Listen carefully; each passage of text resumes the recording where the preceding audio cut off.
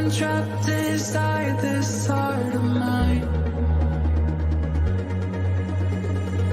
If you could let me out of my body, this feeling's got me out of my mind. Without you, without you, without you beside me. Without you, without you, without you beside me.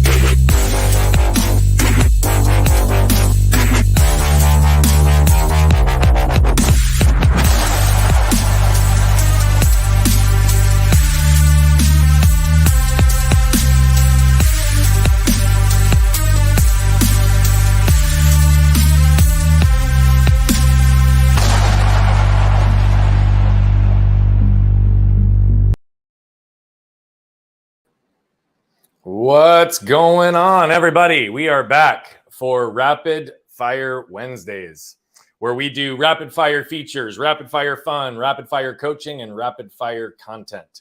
Today, we have a combination of a few of those things. We're going to be featuring some really incredible individuals. We're going to be answering some questions, and we're just going to continue to grow together. I have to start by acknowledging the tragedy that took place in the United States yesterday. I have to comment on the fact that I woke up this morning with a heavy heart. It hit close to home. I have a 6-year-old and an 8-year-old. And so for the very first time that we've had a school shooting in the United States since my kids have been both in school, and the fear that so many parents might possess on any given day for their inability to protect their children. And so I really just want to send all of the positive thoughts, energies, and prayers as possible as we can to those families that were affected, to that school in general. And I in no way will make any of my comments political. But at the end of the day, what we all want to do is to make sure that we are safe, and that as parents, our number one job is to protect our kids and make sure that they're safe. So whenever we live in a world where that's not possible, it's something I at least want to acknowledge. And that's also one of the reasons that we are focusing so heavily on our impact towards 1 billion lives as quickly as possible, because what we know, what we recognize is that if we can reduce the level of suffering on this planet, allow people to experience more joy, freedom, and fulfillment holistically, allow individuals to stand on their own 2 feet, not only confident, but convicted in who they are, knowing that the world won't just accept them, but will embrace them for exactly who they are, then maybe we're living and existing in a world where these types of tragedies won't happen again because of someone's own pain being taken out on other people. So I wanted to start there today before we shift to really feature some incredible people, some incredible entrepreneurs. And this first guest, I'm going to bring him up here in just a second, but I'd like to just really give a little bit of context on who this individual is. He is one of the most impressive young entrepreneurs and socially focused, impact-driven individuals that I have interacted with. It was not long ago that I got to meet this individual, and since that time, I've been following a little bit of his work because I was so moved and impressed by the way he showed up at one of our board meetings. So I'm going to go ahead and ask our team to bring Jace Candrea. Did I say that correctly, Jace? Is it Candrea? Yes, Candrea, same. Okay, so what I am like really, really happy about with you being here today is I want to tell your story a little bit, and then I want you to tell your story. I'm going to tell your story through my interaction with you, and then I want you to do all of the heavy lifting because I want you to feature the incredible work that you're doing. Definitely. So I met Jace a few weeks ago, maybe a month and a half ago, at a nonprofit board meeting for Society of St. Vincent de Paul that I've been involved with for a long time. Their primary focus and mission is to feed, clothe, house, and heal those less fortunate, those working poor, those people that just need a little bit of assistance and help to be able to have a sustainable life. And we've done a lot of work with this organization. We've helped run successful capital campaigns, and we're getting ready to enter into a really big initiative through this organization. So we got to bring Jace in to be a guest in our meeting, and truly he blew me away, which is why he's here today. And so without going too far into anything that you presented to us, I just want you to do what you do, brother. And so you are a young entrepreneur focused on social impact, and you are doing it in a really unique and creative way. So Jace, welcome. If you wouldn't mind telling us a little bit about who you are, what you're doing, and maybe what got you started down this path. And then I might ask a couple questions, but I know you might have one for me as well. Definitely. Well, so thank you for the introduction, and definitely looking back at that day where I was at St. Vincent de Paul, I don't feel like I typically get nervous, but standing in front of you guys, that was honestly one of the most nervous experiences I've ever had in my life. So I'm glad that it came across good enough to where we're here today. But my name is Jace. I am a 4th generation Phoenician, and I take a lot of pride in my city. And growing up in the Phoenix area, I've been able to see, for the 22 years I've been on this earth, the growth that Phoenix has had, and that growth has even made me more prideful for my city. And just this past year and a half-ish, I started a clothing company called Washed Clothing. And the product is a service tied in with the actual product itself, where we create imagery and clothing inspired by our cause, which is to serve the homeless community in the Phoenix area. So for every shirt we sell, we use the first 10% to fill a clothing rack with wheels with thrifted t-shirts that we then walk around the city with wagons full of daily essentials to provide homeless with the opportunity to shop for free.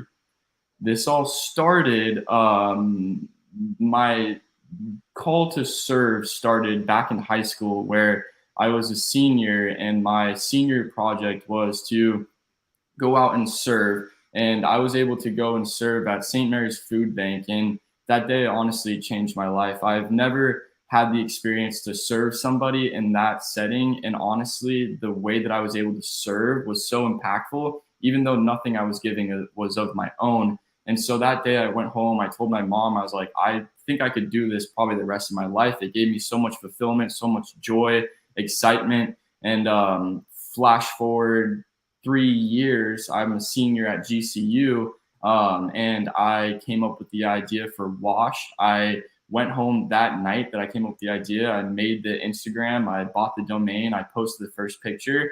And since then, I've been grinding it to where we won the GCU Canning Challenge. I'm in their small business venture program. We've donated just close to 2,000 t-shirts so far. We've assisted in 3 individuals overcoming homelessness. And now I'm on the podcast with you. Man, I love that. I love your drive, your initiative, your ability to take action, right? That's one thing that so many people lack, is they get an idea, they get inspiration, they get motivation, but they don't ever translate that to action. And you've done that, you've demonstrated that.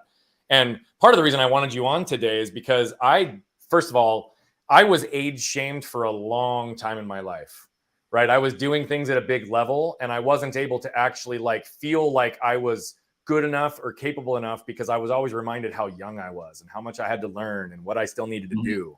And whenever I have an opportunity to highlight, feature, or promote a young entrepreneur, and I say young in this case, in no way from a shame-based, but from an absolute respect base, because what you're showing is your initiative, your drive towards impacting lives. And as you know, that's a big thing that I'm focused on. So anybody who's putting themselves out there, taking risk, and especially doing it for the benefit of other people, I want to make sure that they've got a stage in our world, because more people need to know who you are. What I'd be really curious about, Jace, I'm going to ask you one question, and then I know you had a question for me as well. So what I'm really curious about is you started this after a volunteer venture, right? You took action, you took initiative initially. And so how many years, I know you gave the timeline, but how many years have you been in business? So I started the company January 3rd, 2021. So a year and a couple months. Beautiful. Okay. So call it 18 months, right? Yeah. So in the last 18 months, what I'm curious about is, what did you set out to expect? What were the expectations that you had? And how have the results or the process been different than your expectation? That's actually a great question, because that's something that after the 18 months have taken place, that I'm now looking back on of what did I expect. And honestly, I started the company the day that I came up with the idea. And for the first year, it was a lot of, I don't know what I'm doing. And when we talk about age, I just graduated from GCU with really no business ownership experience. And it was a lot of winging it. So for me, all I expected from day one was to make individual impacts for those I serve and those who are purchasing our product. And that is all I cared about for definitely the first 7, 8, 9 months of what I was doing. I did not expect anything in return for myself. I expected growth for my city and for the external outreach of what we were doing. To note on that, month 10, 11, 12, my mind started to shift, and it was a negative shift of individual impact to scaling. And that started to hurt me, because all I was focused on was growing. And I'm not even sure what I was doing at that point. I was screen printing, I was running social medias, I was running the outreach program, I was working on design, photography. I was doing everything, trying to make it grow super, super fast. And I drained myself. So my expectations were essentially nothing and then everything right away. And I have to find that middle point. I love that, brother. That was a great answer, by the way. I love the maturity, the poise, and the wisdom with which you even answered that, understanding the lessons that you've extracted in that period of time. And so I know that you had a question for me. So as we're wrapping up this segment with you today, what question did you have for me today? So my question is, as a young entrepreneur, what was the one thing that led to your success, or what is one thing looking back on your early success that you think grew your growth in a way that was exponential, or what's the key to success as a young entrepreneur? Yeah, so I don't think there's a singular key, but I think there's a few concepts that are important just to remember. And I think that every business and every person is slightly different. So before I give you my perspective, because I really think there's two primary things that all young entrepreneurs, but really all entrepreneurs could benefit from. But what I really want to highlight is, for you in particular, given the age, given the experience, and given like the passion that you have, one thing I really would like to encourage you to do is to continue on your journey to have absolute clarity with who you are, independent of this business and independent of the impact of this business. One of the big mistakes, particularly for young entrepreneurs, is that they'll wrap their identity up in what they're doing in a way that they can actually lose who they are, which ultimately will take away the momentum from the purpose and the impact. So that's the first thing that I want to say for you, because in the time that I knew you, you seem to have a very good sense of self. And I just want to make sure that you continue to invest in you more than anything. Now, specific to entrepreneurs in general, young entrepreneurs, and to make sure that this answer applies beyond just you, I think that there's two things that often really, really can amplify that compound effect over time. One of them is the gift of time. There's an element of begin with the end in mind and be intentional and relentless with the activities that you can control on a regular and consistent basis that you know are actually driving and moving the needle for you in your business and in your life. And there is an element of this that, when we've heard it a million times, right? We often overestimate what we can accomplish in a year and underestimate what we can accomplish in a decade. And I will tell you now, after having built and scaled and actually exited a few different businesses, I can tell you firsthand that this is always the case. Now, the really beautiful part is the more experience that we continue to accumulate, the more wisdom, the more opportunities that we get to absorb, we can actually shorten that curve as well. But in the very beginning, right, I want you to set out with a big vision. Don't protect yourself, and recognize that the gift of time will work in your benefit as long as you can stay in business. If you can live to fight another day, if you can ensure that you have the stability and the structure and the foundation for your business to withstand the test of time, then it's only a matter of time before scale and impact will be reached, as long as you're aware and intentional with all of your actions. The second piece that I would really, really make sure, and I don't think you have a problem with this, but I think this is also one of the big areas. And I didn't necessarily lean into this as early as I could have in every category of my life, though I did it early in my professional life. I asked for help. Here's the reality. If you see someone in a destination that you want to be, ask how they got there. That doesn't mean take what they say and apply it exactly from a prescriptive perspective. Take it, filter it, and then apply it for how it will work for you. But I know that for me, mentorship, coaching, and asking those that were ahead of me or who had a skill set or a knowledge, even if they weren't ahead of me, in an area that I didn't have. Because whenever that would take place, and oh, by the way, I still do that in all of my businesses. Because if we are not open to receive, we cannot give at the level that we want. And this is one of the greatest lessons that I learned, because although I asked for help, the ability to receive was not something I'd opened myself up to until far later in my professional life. So I was asking for help from a strategic and tactical perspective, but I wasn't actually receiving the help from an energetic perspective, a leadership or a wisdom perspective. And so now I'm always looking to ask for help. In fact, I have a buddy of mine today who has an expert focus in a very niche area from a financial and analyst perspective that I'm having a call with today, because I want him to look at something, because I don't know how to interpret it, but he does. He'll have the skill set, the opportunity to really tell me and evaluate whether or not I need to make some changes, if I need to refine, or if I want to just forge ahead based on what he's seeing. So I would say the gift of time and ask for help regularly and often. That's amazing. And I mean, I've definitely, since I've graduated, I've taken this month of May to kind of collect myself and kind of slow down a little bit. I've been able to do some traveling. I just got back from California, was able to watch the city over there.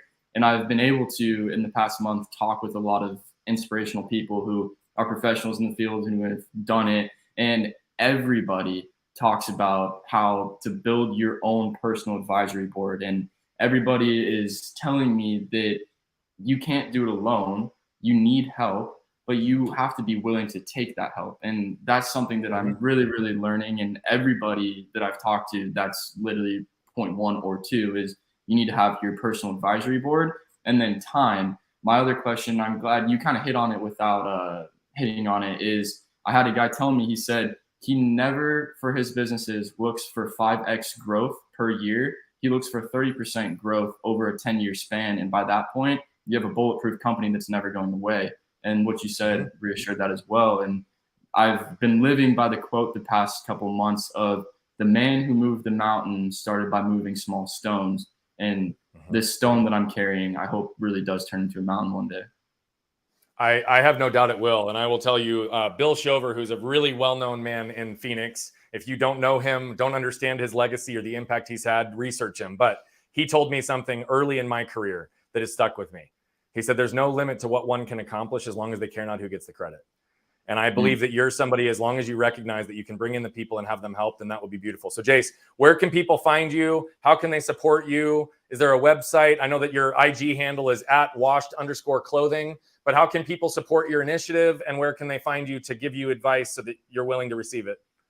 Definitely. So washed_clothing is kind of my central hub of communication. If you have Instagram and want to DM me through there, I would love to communicate. Our website is wash-clothing.com. We're currently in a period where we're working on a new collection for the start of the new season. So I don't have products on there yet, but we will soon.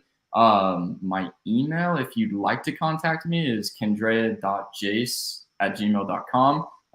That'd be great if you communicated through there, but definitely washed_clothing is my most active resource. I love it. Jace, thank you so much, brother. I appreciate you joining us today. Thank you for everything you're doing in the community. Thank you for your leadership. And brother, man, I know you've got a bright future ahead. Let me know where and how I can help you, okay? Definitely. I will definitely stay in touch. Thank you so much. All right, brother, man. We'll talk soon. All righty, everybody. So I'm actually really excited about this next guest. He is an individual who has been engaging with us now for months. He consistently shows up. He consistently adds depth in the way that he communicates. And I've had the opportunity to really be able to start to build a relationship with him through Instagram. And I'm excited because though I've been building a relationship with him, I've actually not seen his face before live. So Wale, I'd like to pull you up into the show today. And Wale, man, welcome to have you here today. It's good to be here, brother. Finally, I love it. Live. Say that again. I said, finally, it's good to speak to you on live. Yes, I agree, brother. So what's interesting, and I love this, is actually you and our next guest are both from the UK. I believe Angela is as well. And if I'm wrong on that, then she'll correct me when she jumps in. But Wale, so what I love about you is one of the first things that we connected on is that you were very clear to tell me that you were a father first. Yes. And you were very, very clear to highlight that you've got a 5-year-old beautiful daughter, that she's your world. And so what I loved is that you led with your heart when we first connected. And that was just a really beautiful thing. Now, though you and I haven't talked a lot of business, I also know that you're a successful business owner and you are just crushing it in the property management space there in the UK and doing some things in the luxury market in particular. And so, and I also know that you've got hopes and aspirations to be a coach and actually help and serve other people. And so, brother, man, why don't you give the world a little bit of an insight onto who you are, give them a little bit more context into what you do beyond that. And then let's just jam a little bit. And I know that you maybe had a question as well toward the end. Yeah. So as you guys may know, my name is Wale. So my background normally is actually in finance. And through that, I delved into property. How I got into property was sometime in 2016, where myself and my partner was about traveling abroad. And I realized that, look, I think there's a niche in this market, which by then was Airbnb. What we then realized was, most of the property that we were checking into did not have a gym or swimming pool. That we thought, I think there's a space in that gap in the market whenever we're looking for property. And I said to myself, why don't we start something with one property, speak to the property management, get a property on board, and then approach a nearby, perhaps a gym or swimming pool, so we can add that to the package that we have. So everyone had the Airbnb. but most of the hosts did not have the extras, the swimming pool and the gym. So that was our niche into the market. And when we got in, we realized the booking was off the roof. When we listed the property, we listed it as 2-bedroom or 3-bedroom apartment with a gym and the swimming pool. And then obviously we let the guests know that, look, the gym is not on the property, but it's just 2 minutes away. Are you okay with that? Majority of them are fine with it. But listing the property with that subject propped up right on top of Airbnb. And we did very well in the first month. And you said to yourself, I think it's time to add more property to what we currently have. And by then we moved from 1 to 4. I think we stopped around 5 before the COVID obviously kicked in. So the property game was doing very well. The profit was good. We were helping the guests. And as the time things slowed down, instead of us giving back the property to the landlord, what we then did was, this was during the pandemic, by the way, what we then did was to approach the frontline workers and see how we can help them. So say the nurses, the doctors, the firemen, and name it. So we said, look, how can we help you guys? Perhaps we know when it comes to isolating, you probably don't want to go back to your family. Can we give you the property for a very reduced price? And then we did some certain deal with the council. The council, I don't know what to call it, but these are the people that sort of get things done in a borough. So we spoke to them. We worked with the council. We were able to give some of our property to the frontline workers. And that was good. That was good. I mean, we weren't making profit. It wasn't about the profit then. It was about how we can help. About impact. Yeah, you were helping. Yes, how we can help people on the front line, because it was a difficult time for everyone. We didn't know what to meet about the pandemic. We didn't know what we were expecting. At the same time, the business was new, but I wanted to carry on doing something then. So we did that.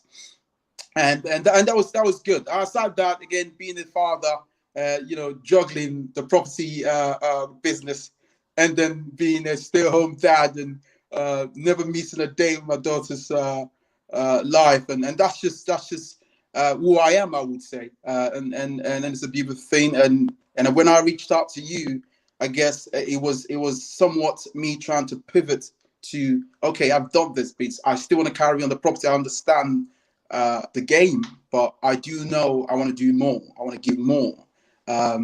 And I've always been told that, yes, you're a good talker. You talk a lot. And how can I make this into something whereby it's not just by talking, but by helping people? When I mean talking, it's me giving advice and helping people reach perhaps a goal, helping people reach perhaps an answer for what they require a direction for. Though I realize that I know how to give out the answer and the help, but when it comes to mine, I'm stuck. I guess, and to me reaching out to you, Brian. So essentially what I need to get to in my life, so to say, is getting on the stage and learning how to perhaps be that coach that can utilize the things I've learned over the years, by the books I've read, by the people like yourself I watch over the time, by Brad Lead, which I connected you through, and name it, the rest of them. So I know I have something in there. I know I have something to teach, and I know I still have a lot to learn. And that's the stage where I am right now as my career goes on. And I guess that's how I've arrived at this stage and say, look, let me get on this. I put myself out there, speak to Brian, and see how myself as an individual could be that performance coach, so to say, or life coach, so to say, and then teach the world what I know.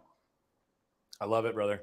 I love it. So the first thing I want to say is, you said that you have a lot to say, right? Yes. And you talk. You have the ability to talk. I can't remember the exact words you used, but what it registered for me is this space is an interesting one, because there are a lot of people talking, not many people with something to say. Yes. And so, I don't say that with any disrespect to anybody who's out there trying to impact lives, improve what they are. And so one of the things that I would really lean in on, and I'm just going to ask you real time as it stands, if you had to tell the world your top 1 or 2 life lessons, the lessons that you've extracted from the things that you've either experienced or the things that you've learned or the ways that you've been taught by any individual. And then you were to be intentional with applying that in your life. Are you clear on what those lessons are? I mean, as time goes on, I think as I experience more about life, I realize that there's still a lot to learn. However, there's something I've picked up about myself, which is the part of being a good guy. And as you may know, good guys always finish last. And it's in some places or in somewhat I've realized how that's worked against me throughout the journey of my life. And I've questioned myself, you know, especially picking up some books like Daily Laws by Robert Greene, that, you know, talks about how you could use effectiveness of manipulation and other way in getting through life. And I said, this part is good, but is that me? Is that the kind of person that I am? But knowing in there that I am a good guy, but the good guys walk against me, sometime in business, sometime in personal life, sometime in relationship. And when I want to perhaps change that back part of me, I realize, you know, that then works against me as well. So this is me trying to figure out that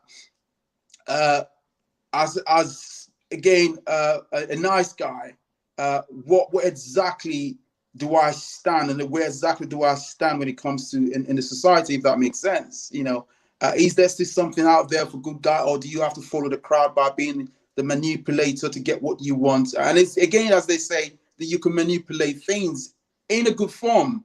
Again, it's still a broad way of trying to understand on that bit. So it's something I'm still, you know, onboarding and on learning, you know, and relearning things, again, from books, from podcasts, from YouTube, and just diving in to understand exactly where I'm going. So Wale, I think it'd actually be a really interesting thing. I think you've followed me long enough to know my stance, right? I am not a believer in having to manipulate to get what we want. I'm not a believer that good guys have to finish last. I'm not a believer that that at the end of the day, if we are chasing who we want to become, who we want to impact, that we're not going to be rewarded in the ways that we do those things. And so I don't want anybody to ever follow the path that is outlined because they're told they should follow the path. I don't want anybody to follow the path to say, well, this is what I've been told I should be doing, so I'm going to do that. And I think it's really interesting because you definitely, and I'm gonna ask from permission to speak to you specifically based on what you just said. Yes. Okay. So what's interesting is I want you to be very, very intentional with your language. Because the fact that the first thing you said is one of the things I've learned is that I'm a good guy, but good guys always finish last. Yes. You immediately follow, I'm a good guy, which is a positive, energetic stance, and follow it with a negative energy, immediately closing down on the fact that it's like, well, good guys always finish last. And you said 2 or 3 times throughout there, well, every time I've tried to do this, it's bit me in relationships, it's bit me in business, it's bit me in here. And here's what I'm going to tell you, Wale. If you followed me long enough, you know this, right?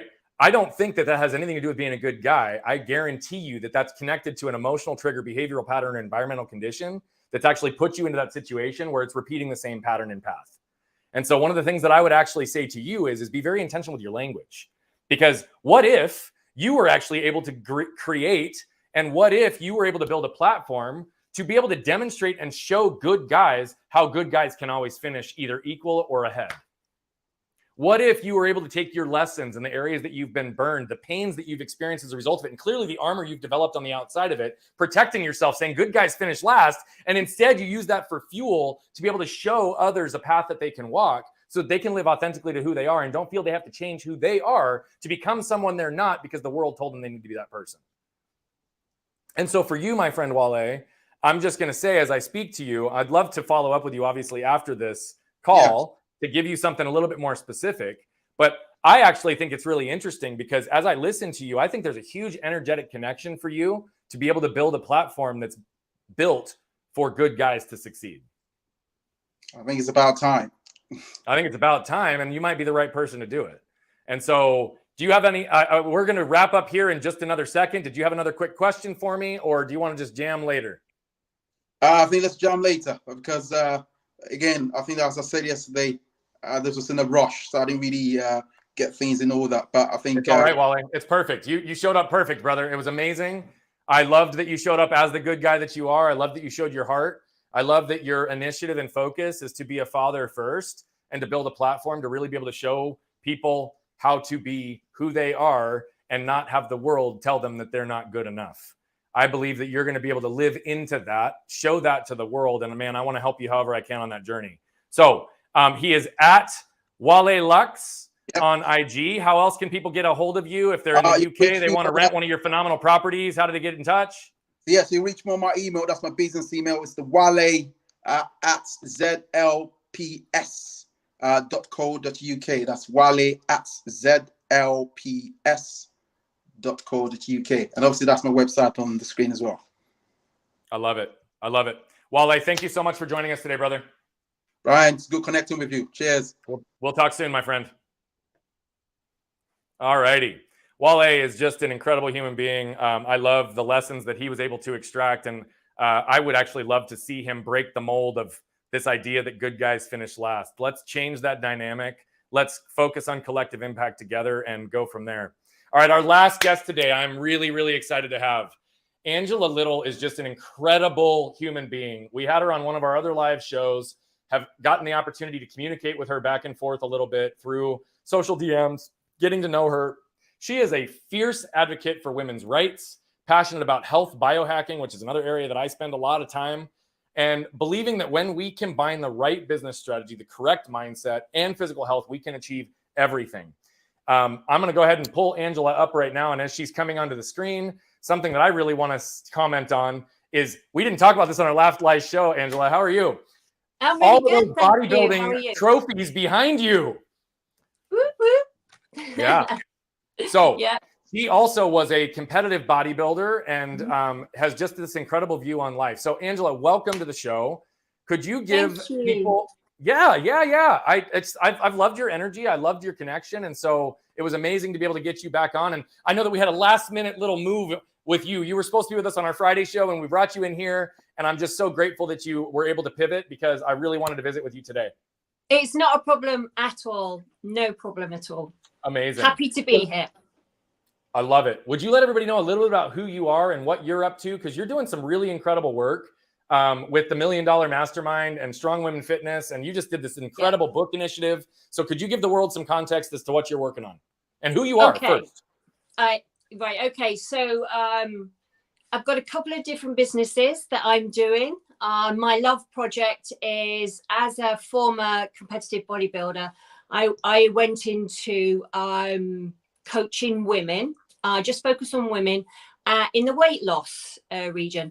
And as time went on, I really began to realize that it wasn't about weight loss at all. It was about mindset, how they felt about themselves, their reasons why they wanted to lose weight, all these kind of things.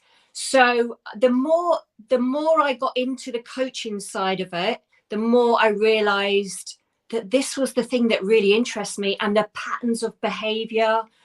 So I went away, did my NLP coaching. And now that's really what I love to do. I love to coach women.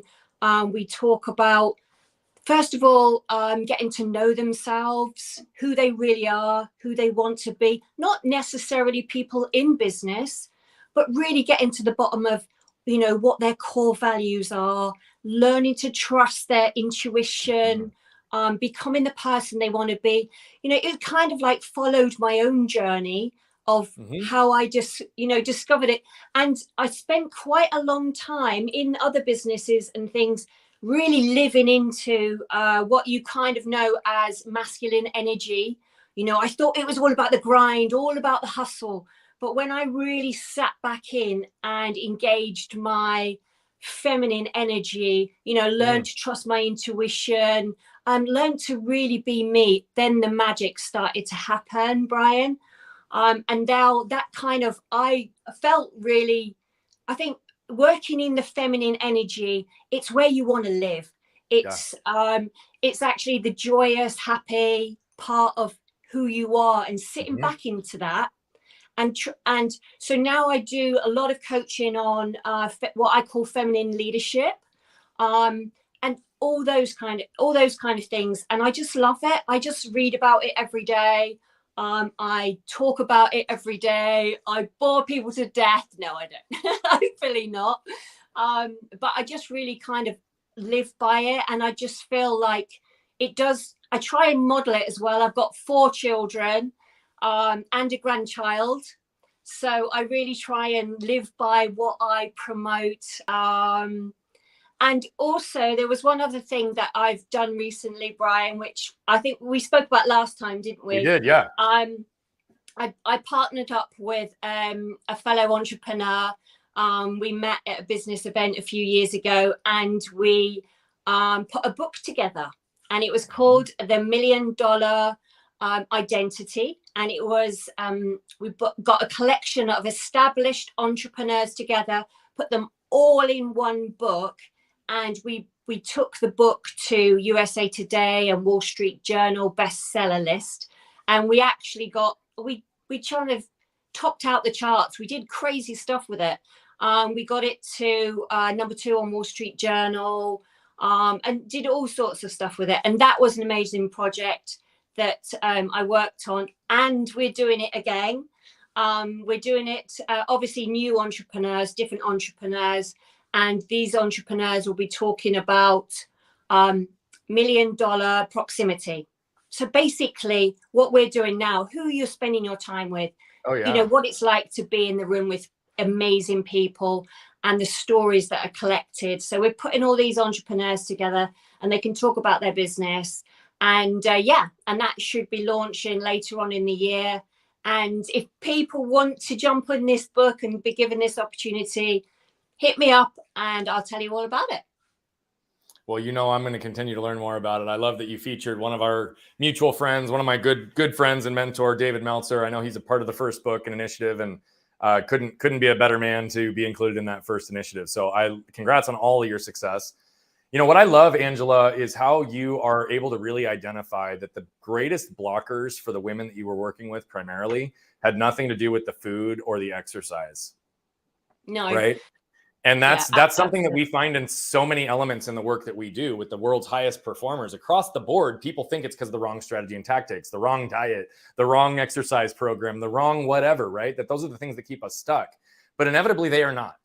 No. Just like I said with Wale earlier, the reality of it is what we know is the things that keep us stuck are a combination of the emotional triggers, behavioral patterns, and environmental conditioning. And what I also love is that what you're talking about is really helping people dive deep into connecting with who they are. But I also like that you created a distinguishing factor between masculine and feminine energy, because that's something that I talk about and believe in as well. And the reality of it is not only is there so much over masculinity in so many areas in our society and culture, but there's also a significant amount of toxic masculinity that's in our culture. And so there's a big portion as a man that I am doing to work with men to really be able to give them permission to feel so that they can heal, to tap into their emotions, to be the complete holistic beings that we are, that aren't just mindset and toughness and showing up fast with a smile on because we can. And so I love that. Yeah, exactly. Hustle culture, right? Like it's not always about that. And the feminine energy, what I also really appreciate is that every single one of us, by the way, has masculine and feminine energy. Yeah. Every one of us. Yeah. I don't care if you're a man or a woman, you have masculine and feminine energy. And so it's about understanding how those energies are flowing through us so that we can tap into it, so that we can really tap into the abundant universal energy that we all have access to. And what I love that you were so clear on, and I can speak to from personal experience, is that the feminine energy is actually where I want to live from a flow state perspective, from a creativity perspective. And I believed for a long time when I was in my last business that I was not a creative person. I just was convinced, and I would have told you I wasn't a creative person, but I was living in the toxic masculinity. Yeah. I was living and trying to escape toxic masculinity. And then I lived in masculinity, but I had not tapped into my feminine side, because at that point, I still wasn't even understanding what emotions were and how those actually play in. And that's something that I talk about often is, yes, mindset is important, but it's only part of the equation. Mm-hmm. We've got to understand whether we're hardwired intellectually or emotionally first, and be able to balance and regulate between both narratives, because they both lie to us. They both tell us the truth. We've got to understand which one it is. But we also have to be really, really clear on the things that are keeping us stuck. So I love that you just communicated about all of that, Angela. I love the work that you're doing. I'm curious, did you have a question? Did you want to just talk for a couple of minutes more, or expand on what I just said, or go from there? Well, I do. I love that, because actually it's really quite hard for men as well, because you know, like even more so. I mean, I was living in the hustle and the grind. I've got to be hustling, I've got to be this, I've got to be aggressive. I've got to, stand up and shout. I've got to scream. I've got to demand. And it's probably even more so for a man, because he's expected to be this way. You're meant to lead this way, or you're meant to be, never take any bullshit. You're meant to be do. So it's probably even harder. So I really appreciate, fellow, men bringing that as well. Yeah. That is, like talking about that, because sometimes if you say to men, I can see that you're, I only coach women, so I don't tend, but I have had conversations with men who I find are very aggressive, but then they're wondering why they're not happy.